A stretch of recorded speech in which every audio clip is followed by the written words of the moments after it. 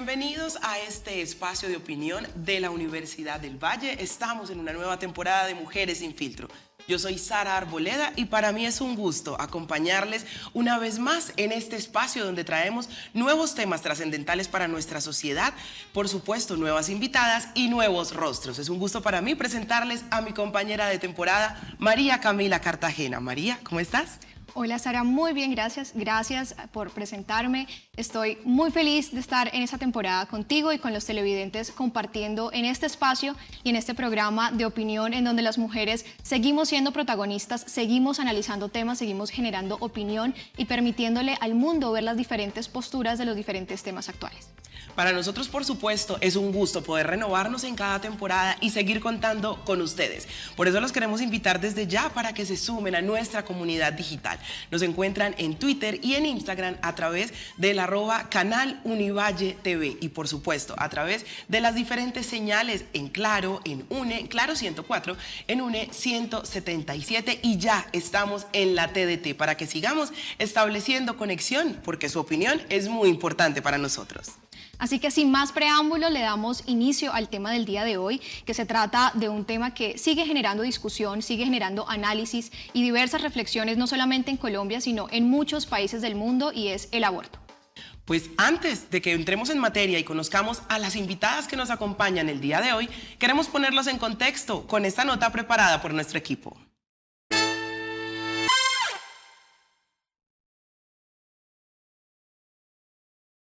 El acceso al aborto es uno de los temas más controvertidos en todo el mundo, a tal punto que muchos países han restringido su práctica, ocasionando que algunas mujeres se vean obligadas a recurrir a abortos clandestinos y con riesgo.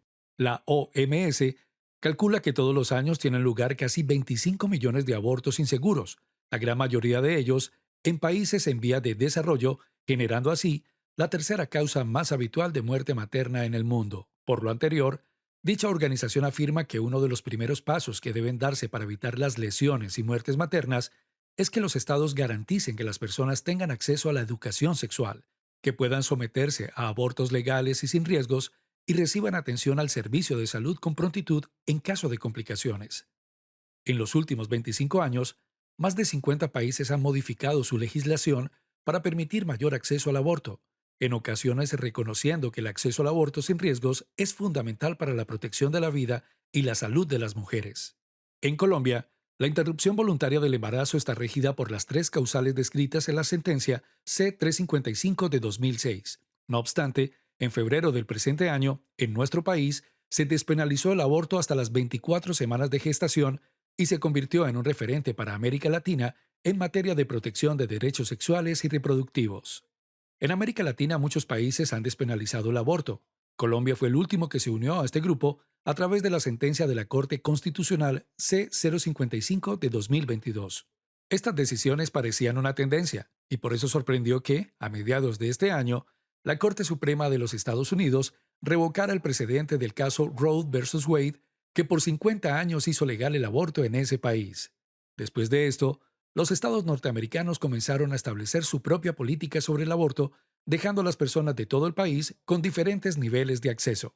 El marco legal del aborto permanece en el aire en muchos estados de ese país y en algunos gobiernos del mundo, dejando a muchos pacientes en el limbo mientras las demandas y apelaciones se abren paso en los tribunales, debatiendo a su vez el derecho a la vida, a la salud, a la integridad, a la autodeterminación, intimidad y dignidad de las mujeres. Hoy, en Mujeres sin Filtro, análisis sobre el aborto en Colombia y Norteamérica.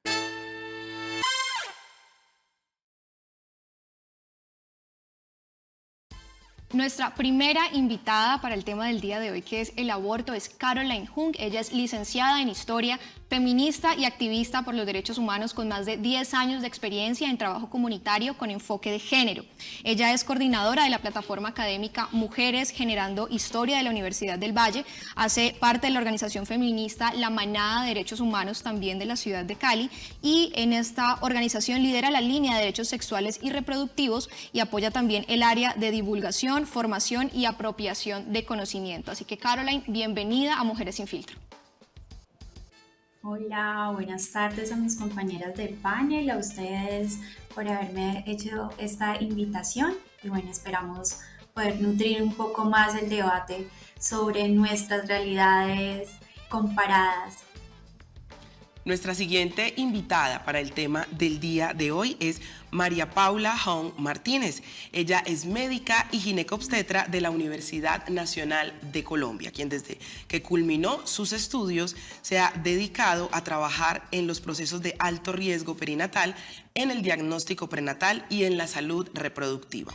María Paula también es fundadora del Grupo Médico por el Derecho a Decidir, parte de la red Global Doctor for Choice, y el Grupo Médico es parte de Causa Justa, que es una de las 5 organizaciones que promovió la interrupción, o mejor, la demanda que consiguió la despenalización de la interrupción del embarazo en Colombia el pasado 21 de febrero. Actualmente ella trabaja en la Caja de Compensación Familiar, CAFAN, en la Unidad de Cuidados Intermedios Obstétricos. María Paula, bienvenida a Mujeres Sin Filtro. Sara, muchas gracias por tu presentación. Pues me complace mucho saludarles a ustedes y a toda nuestra audiencia. Pues muchas gracias por este espacio para hablar de este tema tan importante. Gracias, María Paula. Es importante recordarles que ella se encuentra conectada desde la ciudad de Bogotá y vamos a nuestra tercera invitada, que en este caso nos estará acompañando desde Washington. Ella es Fanny Cata Gómez Lugo, es abogada venezolana y feminista con más de 16 años de experiencia en litigio, incidencia, desarrollo de movimientos y enseñanza en las áreas de derecho internacional, de los derechos humanos, derechos reproductivos, derechos sexuales y derechos de las personas LGBTIQ. Es directora de investigación e incidencia en Women's Equality Center, es profesora adjunta de la Facultad de Derecho de la Universidad de Georgetown y es experta en casos de asilo en Estados Unidos para personas LGBTIQ+. Así que, Fanny, bienvenida también a Mujeres Sin Filtro. Muchísimas gracias, María Camila y Sara. Un gusto estar aquí compartiendo el panel también con Caroline y María Paula. Estoy transmitiendo desde Washington, D.C. y con gusto de hablar y aportar en lo que se pueda para el debate, que es un debate además absolutamente transfronterizo que nos afecta a mujeres y personas con capacidad de gestar en todo el mundo. Eso es muy cierto, es un tema que nos compete a todos en el mundo. Así que vamos a dar inicio con nuestra primera pregunta y quiero traer a colación un dato que nos daba el contexto. Esta pregunta es para la doctora Fanny. Este contexto nos hablaba acerca del caso Roe versus Wade, que se trata de un litigio judicial de 1973 en donde la Corte Suprema de Estados Unidos aseguró que la Constitución a partir de ese momento debía liderar y apoyar el tema de decidir si abortar o no o interrumpir el embarazo o no en los Estados Unidos. Marcó la pauta para hacer legal el aborto en los Estados Unidos y rápidamente, Sara, le voy a comentar a los televidentes de qué se trata. En esa época, Norma McCorvey es una mujer que generó su tercer embarazo en el estado de Texas, en donde en esos momentos el aborto era totalmente ilegal. Ella presentó la demanda con ayuda de 2 abogadas en contra del fiscal del distrito, que se llama Henry Wade. Ella lo presentó bajo un seudónimo como Jane Roe, de ahí el nombre de Roe versus Wade, y la sentencia falló a su favor. Marcó la pauta desde ese entonces, como les decía, para legalizar el aborto en los Estados Unidos. ¿Y por qué es tan importante ahora y por qué se los explico? Porque el pasado junio de este año fue anulada la sentencia, que pues se consideraba una sentencia histórica y puede generar incluso consecuencias para nosotros en los Estados Unidos. Así que, Fanny, ¿qué incidencias puede tener esta anulación, no solamente en los Estados Unidos, sino también en nosotros acá en Latinoamérica, en nuestros países? Sí, mira, muchísimas gracias por el contexto. Es realmente muy lamentable lo que terminó sucediendo en la Corte Suprema de Estados Unidos en junio de este año. Millones de personas salimos a protestar ese día, llegamos hasta la Corte Suprema, mucho para dar cuenta de que esto realmente era realmente el inicio para nosotras de una lucha que no vamos a dejar.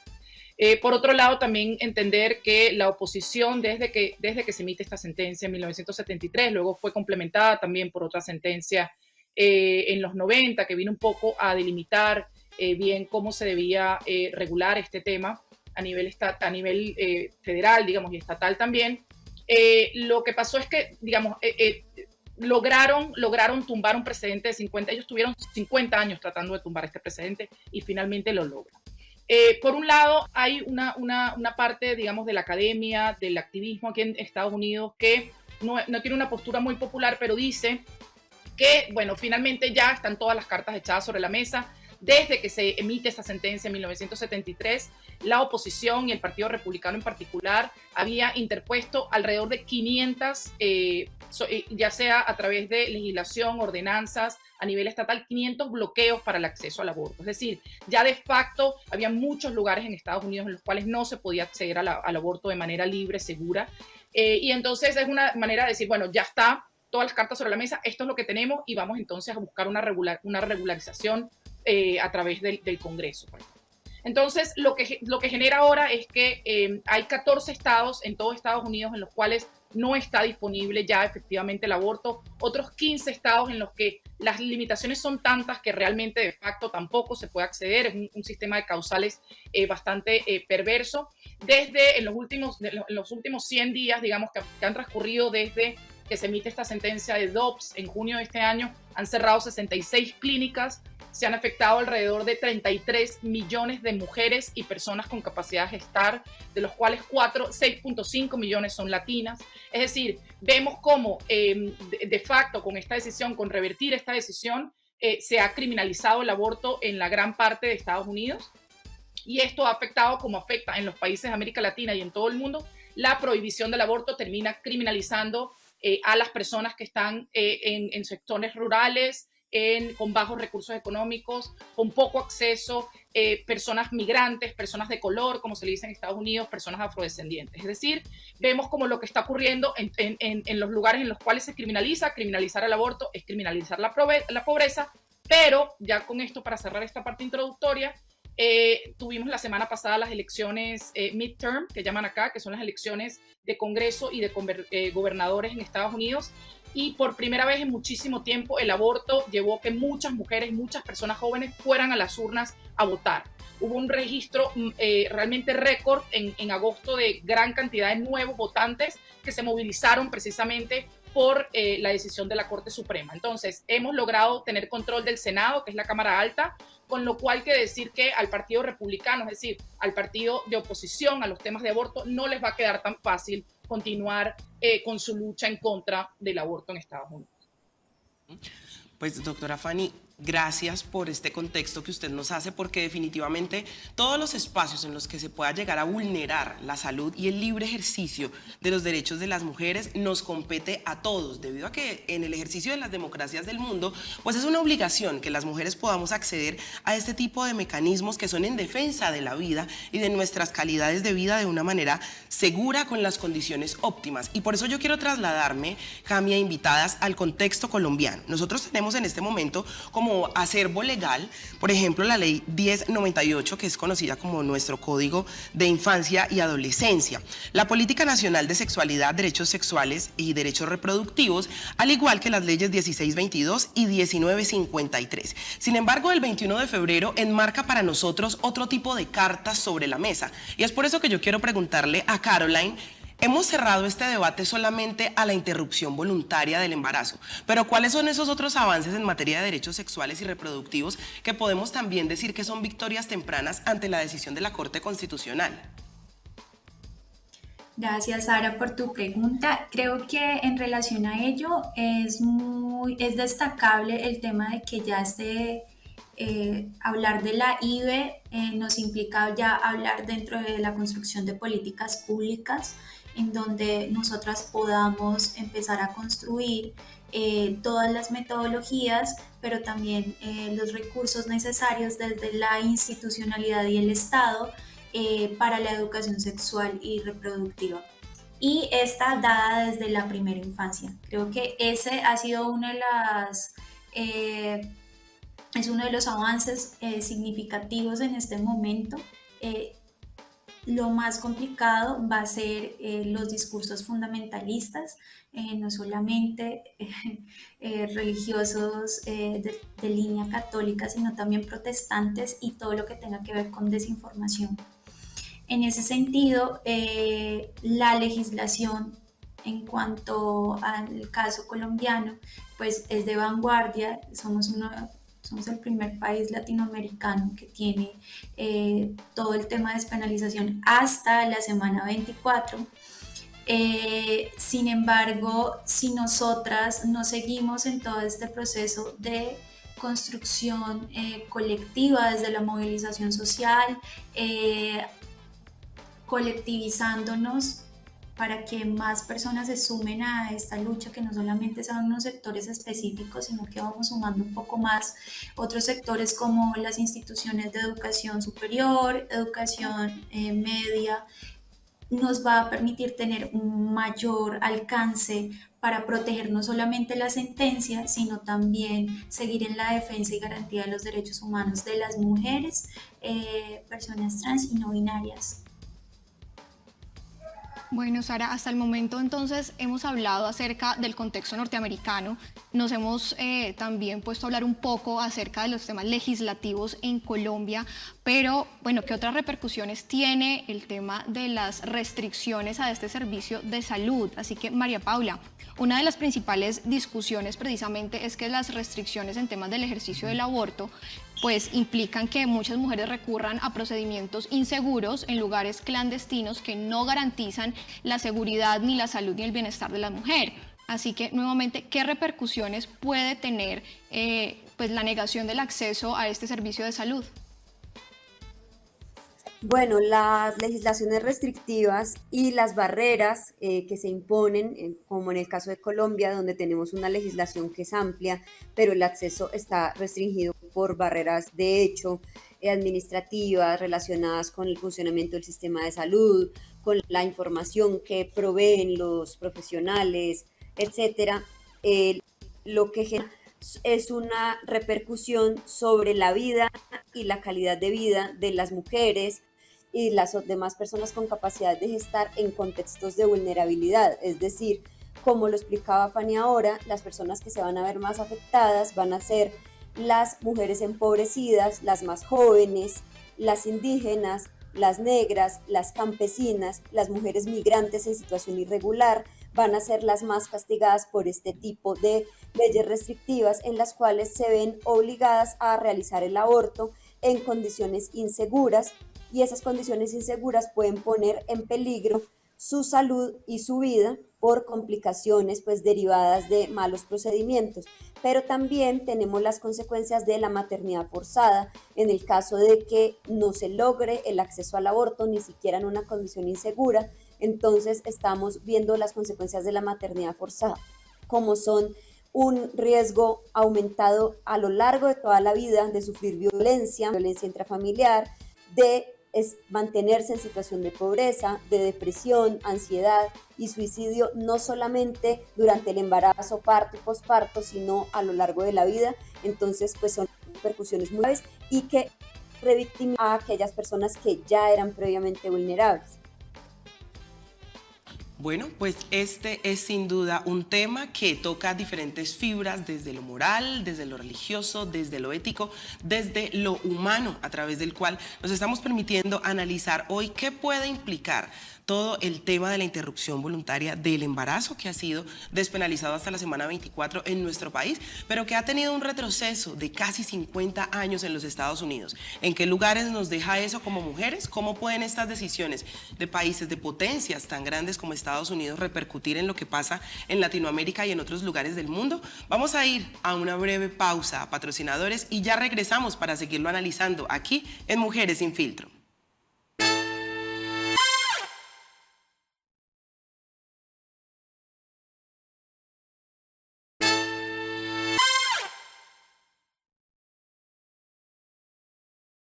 Continuamos en Mujeres sin Filtro, un espacio a través del cual buscamos posicionar la opinión de las mujeres en diferentes temas trascendentales. Y hoy estamos retomando un análisis al cual venimos siguiéndole la pista a lo largo de nuestras diferentes temporadas.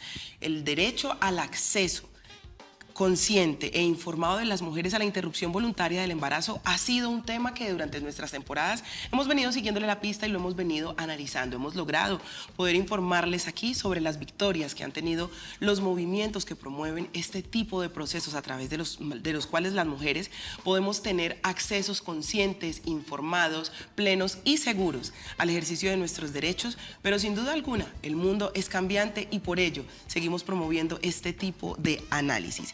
Yo quiero, para que sigamos conversando al respecto del tema de hoy, mi querida Cami, contarles rápidamente unas cifras que resultan ser bastante preocupantes alrededor de lo que consideramos como victorias frente a las luchas de los movimientos. Y es que según el Fondo de Población de las Naciones Unidas, en nuestro país hay actualmente, al año 2022, 1.942.999 niñas entre los 10 y los 14 años. De ese número de niñas, 4.708 dieron a luz durante el año 2021, pero para el primer trimestre de este año 2022, esta cifra se incrementó en un 9,9%. Si nos trasladamos al panorama de las adolescentes entre los 15 y los 19 años, se registraron 106.381 embarazos no deseados. Pero si lo llevamos al plano económico, que es quizá también a veces un plano a través del cual la gente se identifica, esto quiere decir que el hecho de que Colombia no tenga unas políticas públicas efectivas en términos de la prevención de la gestación en adolescentes nos cuesta como país 5.1 billones de pesos anuales. Esto, por supuesto, sin ahondar en la huella social que esto genera para niñas, para mujeres y para personas en capacidad de gestación que están cada vez más sometidas a procesos de empobrecimiento, a procesos de no educación, a procesos de violencias de todo tipo, entre otros. Y es por eso que yo quiero entonces que continuemos este diálogo, Caroline, porque ahora tú nos hablabas de que, claro, es una victoria poder garantizar una interrupción voluntaria del embarazo a las 24 semanas, es una decisión vanguardista, pero finalmente también en el análisis que realizábamos durante nuestro primer bloque, entender qué son las minorías y las mujeres que pertenecen a las minorías llamadas en los diferentes puntos de Latinoamérica, quienes son expuestas a este tipo de violencias por la no interrupción, que seguimos enfrentándonos a los dogmas de conciencia, a que los médicos puedan resistirse, a que las entidades puedan dejar de prestar los servicios. ¿Cómo entonces estamos caminando a tener políticas de acción frente a la salud sexual y reproductiva que realmente puedan encarnar y hacer cumplir las victorias legales que estamos teniendo? Bueno, a mí me gustaría partir de tres tópicos y es uno, que esto es el derecho a la salud, el derecho a la igualdad y el derecho a la libertad de conciencia. Y en esa medida, la sentencia en el caso colombiano pues es un logro colectivo y es histórico, en donde la aplicabilidad como tal de la sentencia tiene que llevar un acompañamiento no solamente de la parte administrativa e institucional, sino que es todo el trabajo que de facto han realizado el movimiento social y sobre todo resaltar el trabajo que hizo el movimiento de causa justa y las organizaciones de las regionales, precisamente para empezar no solamente a hacer todo el tema de la movilización social, sino también el tema de la presión social frente a los actores que están alrededor de la toma de decisiones. Para la Corte Constitucional le tomó 523 días darnos una respuesta. Y más allá de ello, lo que se está develando son los problemas estructurales, no solamente sociales, sino también de la misma estructura de las instituciones, en donde se criminaliza a quien decide abortar, pero no se criminaliza, por ejemplo, en los casos de embarazo infantil o embarazos en adolescentes, el tema de la violencia sexual o el matrimonio infantil. En nuestro país todavía son altas las cifras, hay un fuerte silenciamiento por parte de las instituciones y todas las organizaciones que hacen parte de todo el acompañamiento alrededor de la primera infancia y de los adolescentes, en donde muchas de estas violencias simplemente se omiten, pero en el momento de exigir un derecho fundamental, el cual no debe ser negociado, ese sí es criminalizado. Entonces acá es el derecho a decidir sobre nuestros cuerpos, la autonomía reproductiva, pero que no recaiga en las decisiones de un tercero. Y para ello pues es necesario que las entidades de salud y también los entes administrativos cumplan con la sentencia plenamente, sin tener que apelar a todos estos obstáculos que se convierten en la objeción de conciencia y entre otras. Bueno, Sara, nuestra invitada nos ha hablado hasta el momento del contexto desde las organizaciones. Contigo hablábamos hace un momento acerca del marco legal y de toda esta situación legislativa en Colombia, pero yo quisiera retomar un dato que nos dio hace unos momentos nuestra invitada Fanny, es acerca de las restricciones que nunca se quitaron o que se mantienen en Estados Unidos. En ese orden de ideas, Fanny, antes de que la Corte Constitucional revocara esa sentencia, la del caso de Roe versus Wade, se encontraban otros estados como Michigan, Wisconsin, Virginia Occidental, que de hecho tenían restricciones que nunca se abolieron, y otros estados que tenían o que tienen en estos momentos restricciones después de cierta cantidad de semanas. Si seguimos ese discurso lógico, ¿es posible pensar en algún momento a futuro una despenalización total en todos los Estados Unidos, o siempre, digamos, cada estado va a conservar esa autonomía?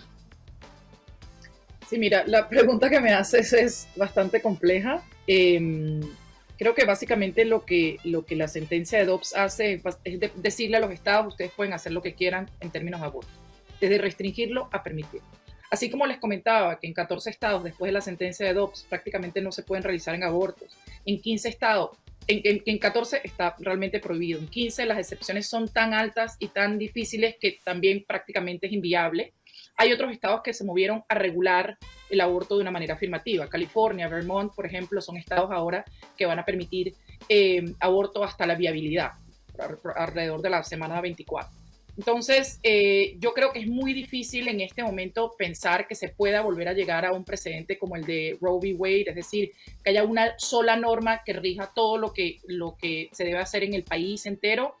Estados Unidos realmente es un conjunto de países, ¿no? Y el sur de Estados Unidos no tiene nada que ver con el norte, y hay muchas diferencias que vienen desde hace muchísimos años relacionados con temas de esclavitud, en fin. Entonces, creo que la respuesta corta a tu pregunta es: después de la sentencia de junio y después de las elecciones que vimos ahora, cada vez más el tema del aborto es un tema que importa mucho más a los jóvenes para ir a las urnas, para votar, que esperemos que se vea reflejado en el periodo presidencial nuevo. Ya Trump anunció que se va a volver a lanzar para las elecciones de 2024, pero realmente es muy difícil saber si vamos a lograr tener una única norma que rija a nivel federal. Se intentó aprobar una ley y no se logró porque no había mayoría en el Congreso. Entonces creo que vamos a terminar teniendo como una especie de rompecabezas de leyes donde cada país, cada estado dentro de Estados Unidos va a tener una norma que lo restringe o que lo permite.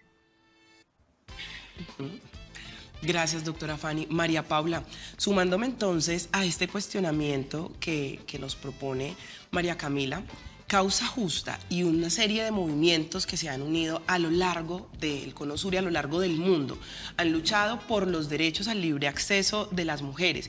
Sin duda alguna, el 21 de febrero fue un acto muy significativo. Veníamos de celebrar lo que sucedió en diciembre del 2020 en Argentina, y después llega esta decisión en Colombia. ¿Cuáles son los pasos sobre los que ustedes están caminando ahora para la despenalización total, que es finalmente también uno de los motores que lleva esta causa alrededor de las mujeres? Bueno, efectivamente, el movimiento Causa Justa tiene por objetivo y como propuesta la despenalización total, es decir, que nuestra propuesta para la Corte es que el delito de aborto se eliminara completamente del Código Penal. Es un delito que por el momento aún persiste por encima de la semana 24, pero es súper importante recordar a nuestra audiencia que por encima de la semana 24 todavía las mujeres y personas con capacidad de gestar en Colombia pueden acceder a un aborto en las 3 causales, incluida la causal salud, comprendida con un estado de bienestar integral que incluye la salud mental y la salud social. Eso es súper importante para que no se genere la falsa idea de que estuviera completamente prohibido por encima de la semana 24.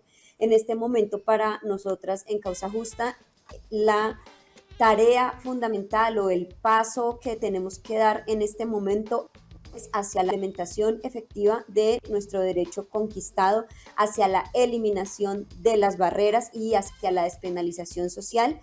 Y pues estamos, por supuesto, valorando cómo poder llegar a ese proceso de despenalización total, pero sobre todo en este momento es súper fundamental que trabajemos por conseguir esa implementación. Y yo quiero hacer un pequeño comentario sobre este tema de los Estados Unidos y la pregunta que tú hacías en otro momento sobre si impacta o tiene alguna injerencia en nuestra sentencia. Y la respuesta es, políticamente la tiene en el sentido de que contribuye a generar como una especie de pánico o de inseguridad frente a nuestra sentencia. Y justamente el mensaje que yo quisiera transmitir es que no tiene una legislación completamente independiente de los Estados Unidos. La sentencia en los Estados Unidos no afecta a la sentencia a causa justa. Y por el contrario, nos deja, como ya lo habían dicho, en un momento en que Colombia es vanguardia en derechos a nivel de América, y por eso pues es súper importante. Lo otro es que nuestra sentencia es muy diferente de la que había en los Estados Unidos, porque esa sentencia se basaba en el derecho fundamental a la privacidad. Nuestra sentencia protege varios derechos en conexidad con la vida, la salud, la dignidad, el libre desarrollo de la persona, la autonomía, el derecho a no ser víctima de tratos crueles, inhumanos y degradantes. Entonces, digamos que está protegida nuestra sentencia, varios derechos que están consagrados en nuestra Constitución, y está completamente vigente y no está afectada en ningún momento por la caída del fallo en los Estados Unidos. Gracias, María Paula, por esa intervención. Bueno, hasta el momento hemos entendido un poco mejor el contexto norteamericano. Tenemos diferentes posturas acerca de la afectación que esto puede o no causar en nuestro país y también pues en nuestro contexto latinoamericano. Y hemos también dialogado acerca de si es posible pensar a futuro en una despenalización total, no solamente en todos los estados, en los Estados Unidos, sino pues también nosotros acá en nuestro contexto colombiano. Pero bueno, ¿qué piensan algunos usuarios de Twitter acerca de este tema? Sara, vamos a una pausa y ya regresamos aquí en Mujeres Sin Filtro.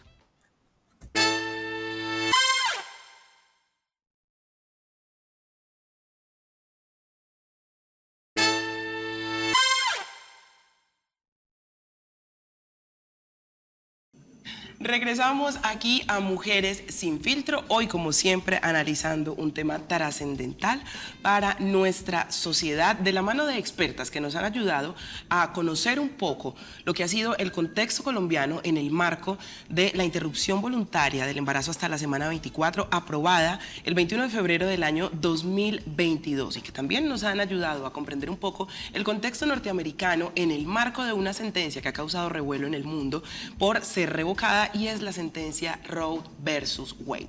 Pues la Marea Verde, como se han denominado los colectivos que promueven la interrupción voluntaria del embarazo de manera legal, consciente, informada y totalitaria en términos de gestación, avanza por América Latina, cosechando victorias en países como Argentina, Colombia, y luchando porque otros países que todavía tienen leyes que criminalizan la interrupción voluntaria del embarazo, pues puedan también sumarse a entender que es un derecho libre e informado. Y por ello hoy, para fortalecer este análisis y para poder complementarlo de una manera adecuada, contamos con la presencia de Caroline Hunt, quien es licenciada en Historia, feminista y activista por los derechos humanos, con más de 10 años de experiencia en el trabajo comunitario con enfoque de género. También nos acompaña María Paula Houghton Martínez, quien es médica ginecobstetra de la Universidad Nacional de Colombia, miembro fundadora del grupo Médico por el Derecho a Decidir. Y nos acompaña también Fanny Gómez Lugo, quien es abogada venezolana, feminista queer, con más de 16 años de experiencia en defensa por el litigio, la construcción y la enseñanza en los campos del derecho internacional, de los derechos humanos, los derechos reproductivos, los derechos sexuales y los derechos de la población LGBTQI+. Alrededor de los pensamientos de nuestras expertas hemos podido hilar este debate. Sin embargo, su opinión es muy importante para nosotros. ¿Qué es lo que nos están diciendo en Twitter? Vamos entonces a conocer sus opiniones.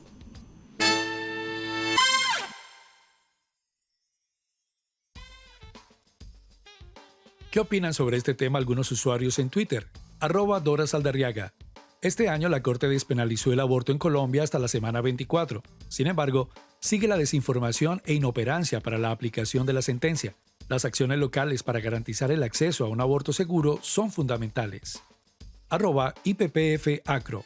A pesar de los avances significativos como la despenalización del aborto en Colombia, hasta la semana 24, la sentencia del Tribunal Supremo de Estados Unidos para el caso Roe vs. Wade sienta un precedente negativo para el acceso al aborto libre y seguro. @Ángela Cruz B. Pero ¿y entonces, cómo podemos aportar a la despenalización social del aborto? Primero, las cátedras sobre derechos sexuales y reproductivos deberían institucionalizarse en todos los colegios del país. Segundo, en Colombia el aborto es un derecho, es necesario enseñarlo como lo que es. @Quintana-Juli.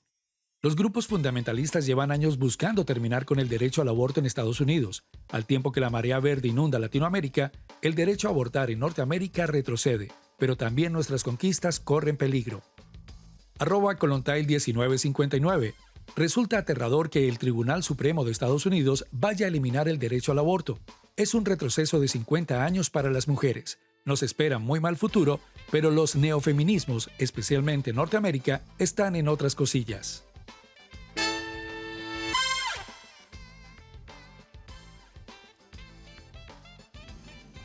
Después de ver y leer y escuchar estas opiniones de diversos usuarios en Twitter, me gustaría hablar del primero con Caroline, y es el siguiente, el de Dora Saldarriaga. Dice, este año la Corte despenalizó el aborto en Colombia hasta la semana 24. Sin embargo, sigue la desinformación e inoperancia para la aplicación de la sentencia. Las acciones locales para garantizar el acceso a un aborto seguro son fundamentales. Y yo quisiera hablar de un tema puntual que hablan aquí, es el tema de la inoperancia, porque el Ministerio de Salud ha reconocido que persisten diferentes barreras asociadas a diversos factores, y uno de ellos es el indebido uso de la libertad de conciencia por parte del personal médico que se niega a practicar un aborto seguro y legal en Colombia. Entonces, si el marco legal no me penaliza, pero el personal médico se niega a respaldarlo, ¿qué medidas puedo tomar yo? Bueno, es destacable el trabajo que hace la Mesa por la Vida y la Salud de las Mujeres. Ellas tienen una línea de atención específica para atender este tipo de casos donde se presentan barreras de acceso. Normalmente te puedes comunicar con ellas para tener el acompañamiento. A su vez, también hay muchas organizaciones a nivel nacional de colectivas y organizaciones sociales de mujeres y de feministas que hacen la labor de acompañamiento, porque básicamente el principal inconveniente que tenemos son las barreras de información. Esa es una de las primeras barreras, y hay que partir de que no todas tenemos la capacidad, el tiempo ni el espacio para poder contar con la asesoría en cuanto a una situación cuando nos enfrentamos a las barreras burocráticas administrativas de los entes de salud. De todas maneras, es muy fácil en este momento porque ya no tenemos que escalar nuestras peticiones, sino que vamos a nuestro centro de salud o EPS y directamente, sin tener todo el preámbulo que antes teníamos, podemos acceder sin ningún inconveniente. Podemos también presentar las quejas ante la Superintendencia de Salud, pero lo más importante es poder conocer y reconocer el tema de los acompañamientos que hace la Mesa, pero también las organizaciones feministas a nivel nacional, que han acompañado a mujeres migrantes, a mujeres empobrecidas y a mujeres que están en zonas rurales o de difícil acceso. Entonces, eso también es una forma que tenemos nosotras de contención ante una barrera institucional. Quiero transmitirle esta pregunta, Sara, rápidamente a la doctora María Paula para que brevemente nos complemente con su opinión, pues siendo ella parte del personal médico, y es misma pregunta, si el marco legal no me penaliza, pero de pronto en algún momento el personal médico no lo respalda, ¿qué medidas pueden tomar las mujeres? Brevemente. Bueno, súper importante porque puede haber dos tipos de barrera en lo que me estás preguntando. Una es cuando hay un mal uso de la objeción de conciencia. Recordemos que la objeción de conciencia es un derecho que se puede ejercer de manera individual y que incluye la obligación de dar la información completa y correcta, remitir a la persona en caso de que requiera de un servicio de interrupción voluntaria del embarazo, y quien la está atendiendo es objetor o objetora de conciencia, debe contar con la remisión y garantizar que va a ser atendida. Entonces estamos ante un mal uso. Y lo otro que tenemos es las barreras administrativas de las EPS y la objeción INSNAL, que en Colombia es un delito. Entonces, ¿qué mecanismos tenemos ahí? Primero, que todas las personas titulares de derechos sepan que tienen derecho. Entonces, así va a ser muy difícil que alguien en cualquier puesto de salud, clínica, le diga, no, usted no tiene ese derecho, cuando la persona ya ha sido informada de que sí lo tiene. La educación en los currículos médicos y de diferentes profesionales de la salud es súper importante y tenemos que avanzar en ese sentido. Lo otro, lo que Caroline mencionaba, se pueden hacer diferentes tipos de acciones: queja a la Superintendencia Nacional de Salud, queja ante la propia EPS y tutela, debido a que se trata de un derecho fundamental. Y recordemos que la EPS tiene 5 días calendario para responder a una solicitud de interrupción voluntaria del embarazo, para no incurrir en un incumplimiento. Aquí en esto es súper importante también saber que, como lo decía Caroline, a nivel local, los grupos de acompañante, las organizaciones feministas y demás, es muy importante que estén pendientes de dónde y en qué lugares se están presentando ese tipo de barreras. Recientemente la ministra sacó una circular justamente exhortando a IPS, EPS y profesionales de la salud a garantizar la prestación de derecho a nivel del territorio nacional y a eliminar barreras. Es una circular que, digamos, tiene una importancia política muy importante en sentido, y es como llamado a todos los actores del CIS para que se empiece a pues, todas estas barreras de las que hablamos. Muchísimas gracias, María Paula, por tu punto de vista.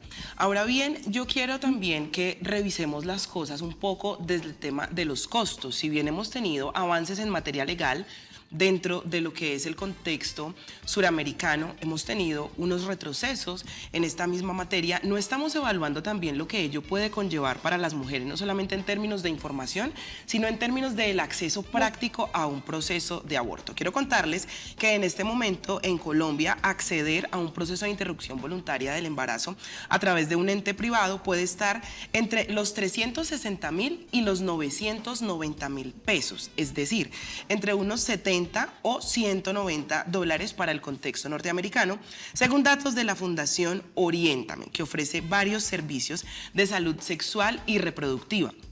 Por supuesto, si nos remitimos al tema de lo subsidiado, pues va a tener que pasar por una valoración, unas aprobaciones y una serie de certificaciones que van a aumentar el tiempo de gestación que va a tener esta mujer y que, por supuesto, van en contravía del ejercicio de su derecho.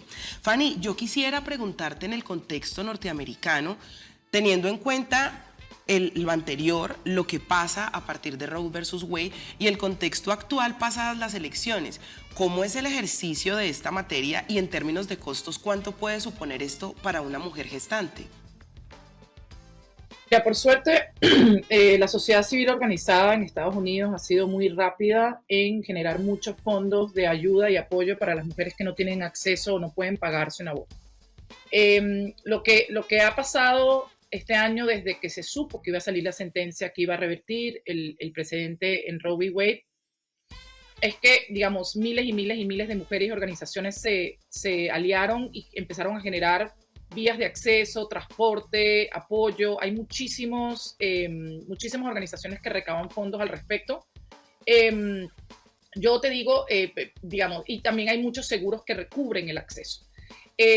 Lo grave de lo que está pasando ahora no es solamente limitación en cuanto al aborto para mujeres más marginalizadas, de sectores rurales, más empobrecidas, lo que hemos comentado, sino que también ha generado mucho un efecto paralizante cuando hay, por ejemplo, abortos espontáneos. O cuando llegan, lo que vemos que pasa en nuestros países cuando está limitado el acceso al aborto. Cuando el aborto es un crimen, entonces todo esto tiene un impacto en general de cualquier acceso, de cualquier servicio de salud, digamos, reproductiva, y que eso incluye también embarazos, pérdidas, etc. Es un costo bastante alto, el sistema de salud aquí es bastante complejo, pero como te digo, nuevamente ha habido muchísimo apoyo, muchísima ayuda de parte de muchos grupos que se están organizando. Por eso, cuando leías uno de los tweets del neofeminismo, no entendí mucho en Estados Unidos. Pero también quería aquí resaltar lo que mencionaba María Paula hace un momento, y es decir, y con esto cierro esta parte. Y es que desde el punto de vista de los fundamentalistas de los grupos de oposición han querido hacer ver cómo si se logró tumbar un presidente que tenía 50 años en un país como Estados Unidos, ¿no? Entonces, pues por supuesto se va a poder revertir en cualquier otro lugar. Y esto no es cierto, es una relación absolutamente falaz. Estoy completamente de acuerdo con lo que menciona María Paula. Lo que dice la Corte Constitucional en Colombia es muy diferente al análisis que hace la Corte de Suprema de Estados Unidos acá en Estados Unidos. Y una cosa no tiene relación con la otra. Lo que sí nos deja para mí, de lección, es que necesitamos asegurarnos que el aborto salga del Código Penal y que sea regulado como un tema de salud pública por el Congreso. Sabemos que en algunos contextos eso no es posible, pero vemos que siempre también una decisión de un tribunal puede ser revertido, y esto podría también pasar en otros contextos. Lo hablábamos también siempre mucho en el contexto de México, que también despenaliza, saca una sentencia el año pasado indicando que no puede criminalizarse a las personas o a las mujeres o a las personas con capacidad de gestar por realizarse un aborto. Bueno, pues teniendo opiniones muy interesantes al respecto de esto que nos permiten analizar con un contexto mucho más amplio, mi querida Cami, mucho más global, pero también con un contexto mucho más humano, cómo entender el tema del ejercicio de los derechos libres, conscientes e informados que vayan, por supuesto, en el acceso de las mujeres a nuestros derechos en nuestras sociedades, que podamos sobre todo poder potenciar, poder garantizar la implementación de estas normas a través de nuestras acciones, pero también que los estados democráticos puedan enfocar todos sus esfuerzos para que las mujeres cada vez tengamos accesos de mayor garantía y de mayor valía, no solamente a este, sino a todos los derechos de los cuales somos objetos en una sociedad. Vamos a ir a una breve pausa porque llegamos ya a nuestro proceso de empezar a concluir, entender un poco. Hay un término que introdujo María Paula ahorita y que sería muy lindo que pudiésemos desarrollar en el siguiente bloque, y es la despenalización social. ¿Tendrá que ver solamente con el término, interrupción voluntaria o aborto? ¿O qué herramientas tenemos que empezar a aplicar como sociedad para que generemos una despenalización social del aborto? Ya regresamos aquí a Mujeres Sin Filtro.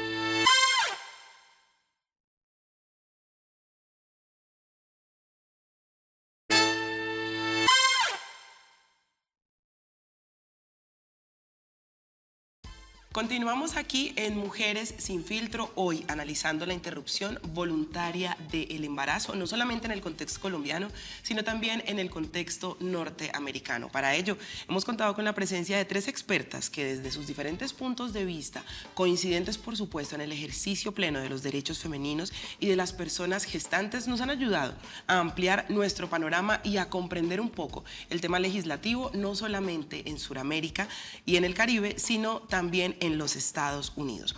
Por ello, ya que estamos llegando a este proceso de conclusiones, yo sí quisiera retomar un tuit de los que nos dejaron nuestros internautas, porque María Paula ahorita dentro de su intervención nos proponía un concepto coincidente y es la despenalización total del aborto.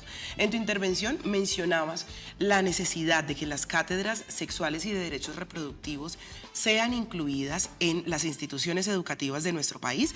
Nuestra internauta Ángela Cruz Bernal, que era quien nos dejaba este tuit, nos decía enfáticamente que hoy en Colombia el aborto es un derecho y que es necesario enseñarlo como lo que es.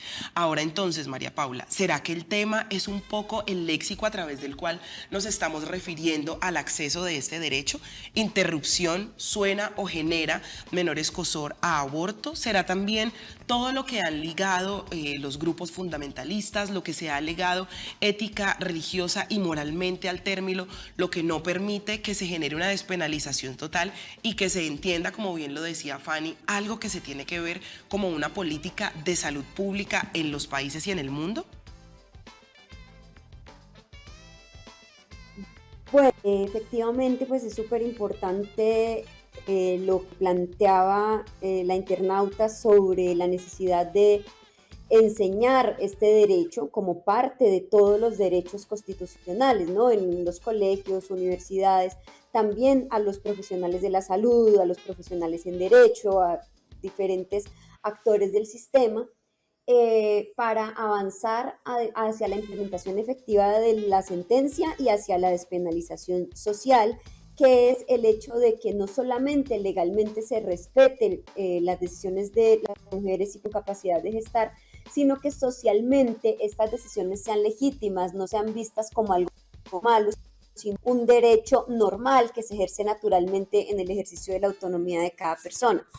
Ahí yo no creo realmente que el problema sea del léxico o un problema semántico, si bien es cierto que IVE o interrupción voluntaria del embarazo parece tener una aceptación mejor en algunos contextos que la palabra aborto. Realmente lo que hace que todavía exista esta penalización social, incluso en contextos donde se ha conquistado el derecho legalmente, más que un problema de palabras, es un problema de los roles y los imaginarios que se tiene frente a lo que es ser una mujer, frente a lo que deben hacer las mujeres y en particular frente a la idealización de la maternidad y de la maternidad como destino y como obligación. Creo que tiene que ver con eso y eso está muy relacionado además con todo lo que tiene que ver con el proyecto de vida. Entonces, por ejemplo, desde las edades tempranas, en la educación, sí sería muy importante trabajar en proyectos de vida alternativos a la maternidad, donde se fortalezca la protección de la maternidad deseada y no de la maternidad impuesta como un rol obligatorio hacia las personas asignadas como mujer al nacer, que creo que es lo que está más relacionado, porque está del aborto no es legitimada socialmente o es socialmente condenada. Bueno, hasta el momento, como nos lo dijo Fanny al inicio del programa, nos hemos dado cuenta, Sara, que evidentemente este es un tema transfronterizo. Y aparte de eso, tiene muchas aristas y lo podemos analizar desde un tema legislativo, podemos analizar el contexto desde las organizaciones, desde un tema administrativo, incluso como lo acabamos de ver con nuestra invitada, podemos hablarlo también desde una cuestión semántica, entre qué tema o qué terminología podemos utilizar mejor, se debe utilizar o no, qué implicaciones tiene también. Pero quiero volver al contexto norteamericano porque Fanny trabaja en Women's Equality Center y me parece importante obtener el punto de vista de ustedes desde allá.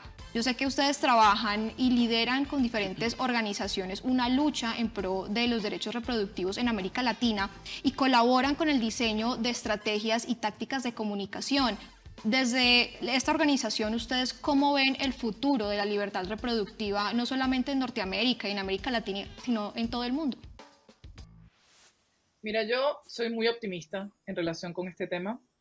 Yo creo que lo que nos ha demostrado México, Colombia, Argentina en los últimos 4 años realmente demarca lo que va a ser el futuro del reconocimiento de los derechos humanos. Yo quería aportar un comentario a lo que decía María Paula en relación con ese imaginario social. Yo creo que parte del problema es que los grupos fundamentalistas se han hecho a la tarea de demonizar a la mujer que aborta, ¿no? Y esta idea que la mujer que aborta es la mujer que se va de fiesta, que se va de farra, que no cuida, que no le importa la vida, que se hace un aborto como se cepilla los dientes, ¿no? Entonces y la verdad es que la realidad nos dice otra cosa. La realidad nos dice que las mujeres abortamos porque tenemos la necesidad de abortar, y por un tema de opción de vida, de proyecto de vida, o por alguna otra cantidad de circunstancias, y muchas de las mujeres que abortamos, me incluyo ahí en ese paquete, ya somos madres, ¿no?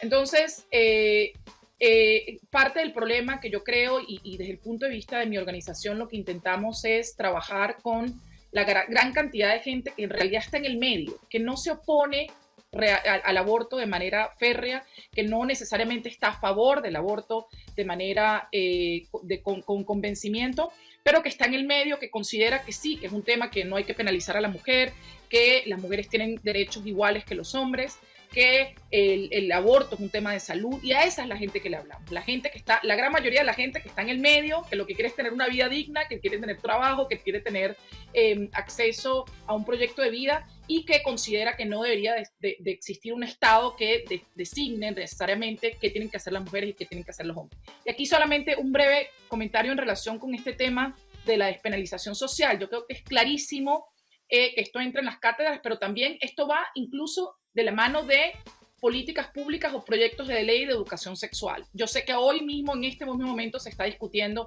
en el Congreso colombiano el proyecto de ley de educación sexual.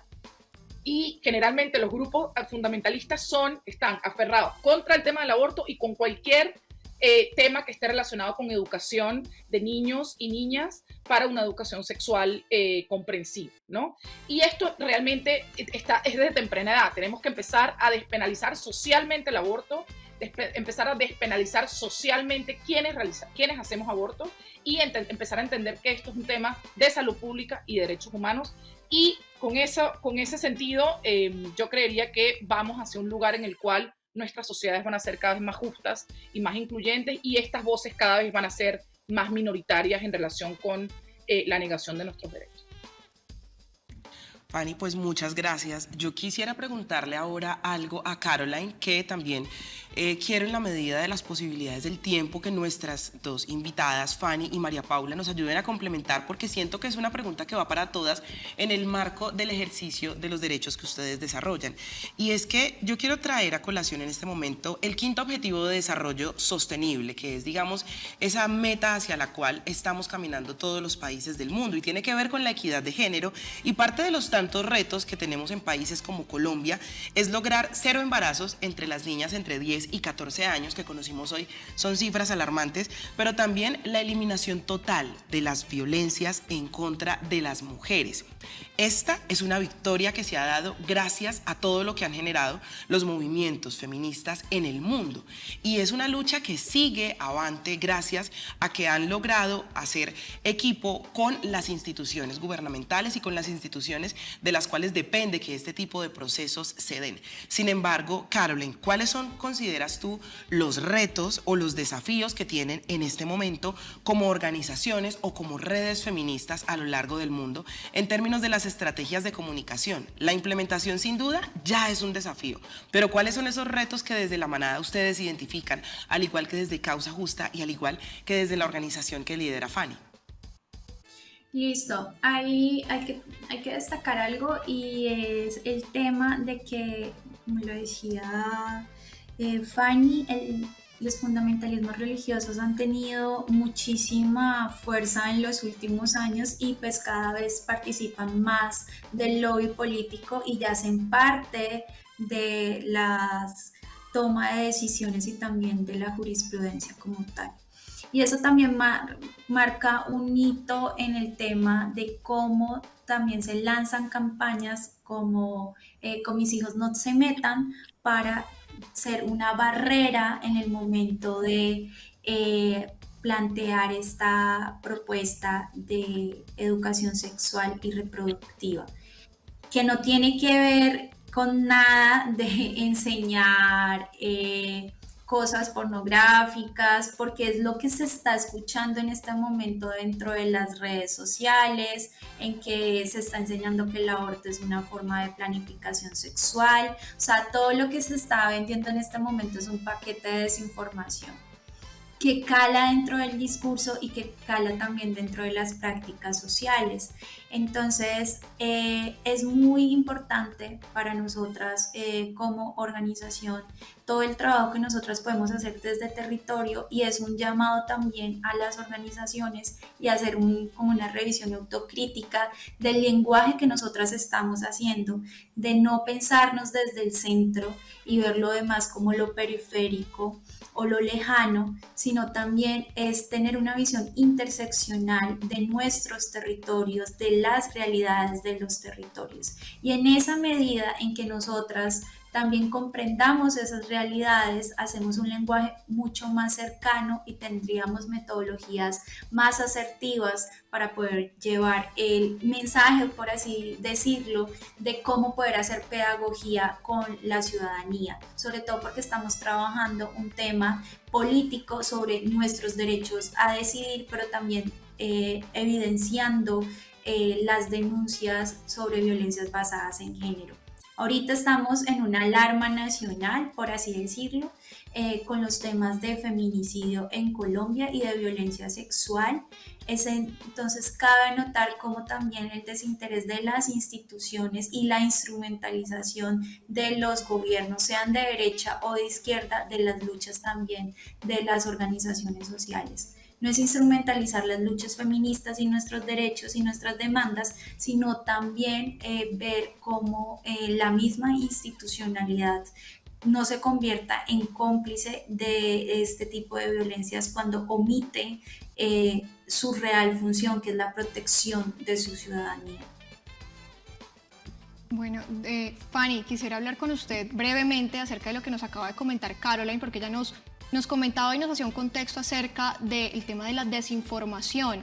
Desde Women's Equality Center, ¿ustedes cómo están trabajando o cómo ven el tema de la desinformación y qué otras soluciones podríamos aportar? Brevemente.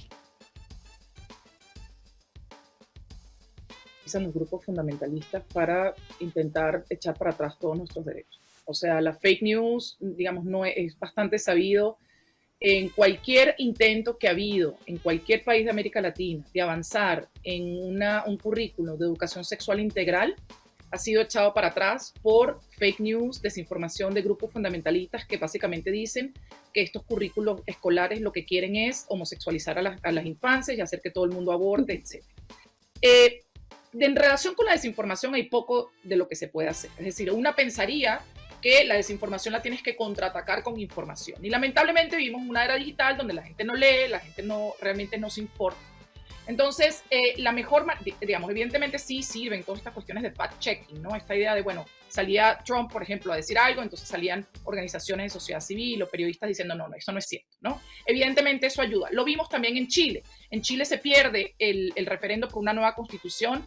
Obviamente hubo muchos otros factores, pero la gente en la calle realmente pensaba que si se aprobaba la nueva constitución le iban a quitar su casa, le iban a quitar su pensión, porque la derecha se encargó de hacer una campaña de desinformación muy grande. Y ahorita lo van a seguir haciendo con todas las estrategias de educación sexual integral y cómo se sigue haciendo. Lo que se tiene que hacer es utilizar los recursos para transmitir la información de una manera fácil, digerible, accesible, para que la gente entienda, por ejemplo, en Colombia, que el aborto ya es un derecho. Aquí en Estados Unidos, pues las vicisitudes son diferentes, pero lo que hay que hacer es realmente campañas de articulación con comunicación clara, directa, accesible a las juventudes en espacios cortos como TikTok, con estas nuevas herramientas que están surgiendo, para que la gente realmente sepa de que hay una situación de desinformación y qué es lo que realmente estamos haciendo. Es lamentable, va a seguir ocurriendo la desinformación, pero ya sabemos un poco más por qué ocurre, cómo ocurre y por qué ocurre. Es porque realmente no tienen la verdad de su lado, necesitan mentir para convencer a la gente de sus agendas, ¿no? Entonces es poco lo que se puede hacer, pero es mucho lo que se puede hacer en términos de mejorar y maximizar nuestras campañas de comunicación. Bueno, María Paula, brevemente, desde Causa Justa, ¿cuáles son esos retos y esos desafíos que ustedes en este momento están pensándose cómo transitar? Bueno, importante esta pregunta porque tiene que ver con el proceso que veníamos hablando ahora de despenalización social y también de educación frente al derecho conquistado. Efectivamente, decía Fanny, frente a la desinformación de los grupos antiderechos, pues nosotros no podemos es como respondiendo y ayudando a amplificar estas voces.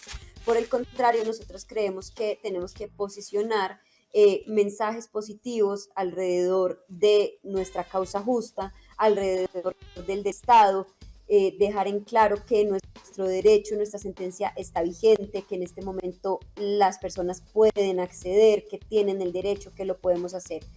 Por otro lado está también el tema de y poner el foco en que las mujeres y personas con capacidad de gestar somos personas y somos seres humanos, y visibilizar quiénes somos las personas que abortamos, como decía Fanny, que no es como la gente se imagina necesariamente la persona fiestera o irresponsable o este tipo de narrativas que se han elaborado alrededor de las personas que abortan, sino que las personas que abortan en su mayoría son, en Colombia, en su mayoría son madres, son católicas o cristianas, son la señora que vende arepas, son la doctora que me está atendiendo, son la abogada con la que fui la semana pasada, somos cualquier persona, podemos en algún momento necesitar un aborto, y también es súper importante ir sacando del imaginario estas ideas de que el aborto es un hecho traumático, terrible, que te va a dejar con problemas, etcétera, porque lo que hemos evidenciado es que